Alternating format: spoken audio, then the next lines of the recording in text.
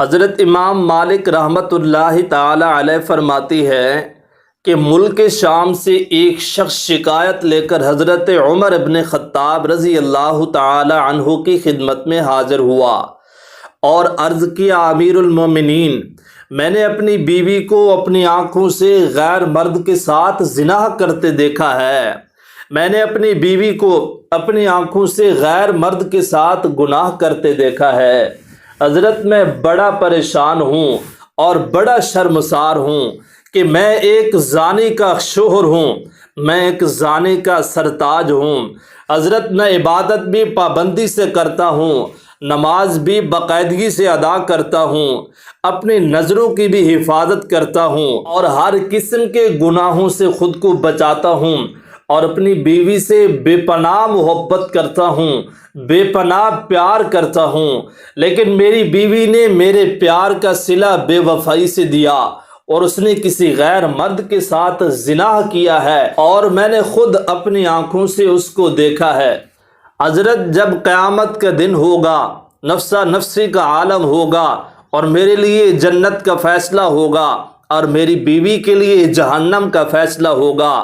تو میں یہ کیسے برداشت کروں گا کہ میں جنت میں جاؤں اور جس بیوی سے میں محبت کرتا تھا وہ جہنم میں جائے؟ خدا کے سامنے بھی میں رسوا ہوں گا کہ میں ایک زانی کا شوہر ہوں اور میری بیوی زنا کی وجہ سے جہنم میں جا رہی ہے۔ حضرت، میری بیوی کے اس گناہ کی سزا اس کو اس دنیا میں ہی دے دی جائے تاکہ جب قیامت کا دن ہو اور ہمارا جنت کا فیصلہ ہو تو میں بھی اپنی بیوی کا ہاتھ پکڑ کر اس کو جنت میں لے جاؤں اور اس کو اس کے اس گناہ کی سزا اس دنیا میں ہی دے دی جائے۔ حضرت عمر ابن خطاب رضی اللہ تعالی عنہ نے ایک صحابیہ کو اس کی بیوی کے گھر روانہ کیا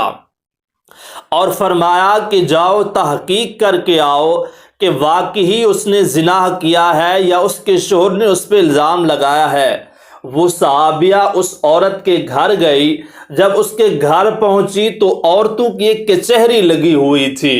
عورتوں کی ایک جماعت اس کے گھر جمع تھی۔ اس صحابیہ نے اس عورت کو بلایا اور کہا کہ تیرے خامن نے تجھ پہ زنا کا الزام لگایا ہے اور مقدمہ حضرت عمر ابن خطاب کی عدالت میں آیا ہے، اب بتا کہ تو نے زنا کیا ہے یا نہیں۔ اس عورت نے زنا سے انکار کر دیا تو صحابیہ عورت نے کہا کہ لکڑی جمع کرو اور اس کمرے کے اندر ایک بڑی آگ جلاؤ۔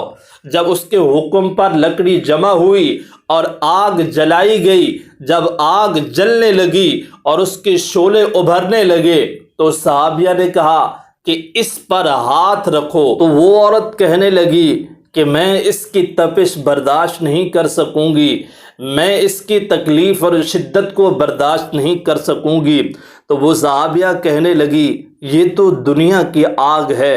جہنم کی آگ تو اس آگ سے 70 گنا بڑھ کی ہے، بتا